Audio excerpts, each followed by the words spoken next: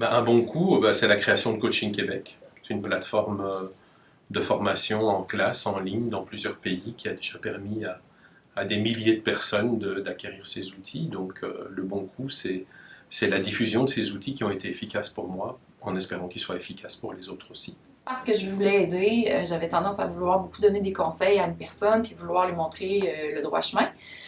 Qu'est-ce que j'ai remarqué, par exemple, après plusieurs années de ce comportement-là, c'est que finalement, c'était pas vraiment bénéfique pour la personne.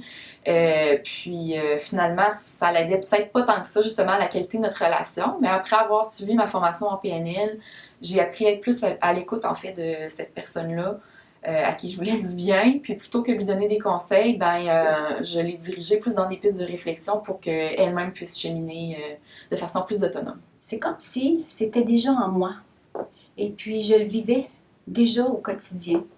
Puis, quand j'ai commencé à suivre la base de praticien, le maître praticien, l'identité qui est importante, qui suis-je, c'est comme si je l'étais déjà. Puis, c'est venu mettre des points, des mots, vraiment, c'est venu conscientiser que j'étais vraiment, puis que j'ai pu l'appliquer davantage, puis le faire grandir, puis aller plus loin, d'être plus curieuse, de le mettre en pratique, le savoir-être, le savoir-faire.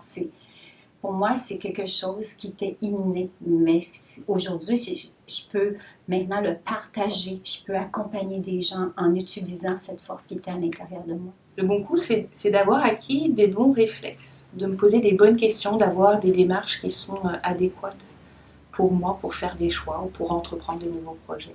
Je crée ma mission, moi, je crée des agents multiplicateurs pour faire un monde meilleur. Puis l'enseignant, c'est la meilleure façon. On va me protéger.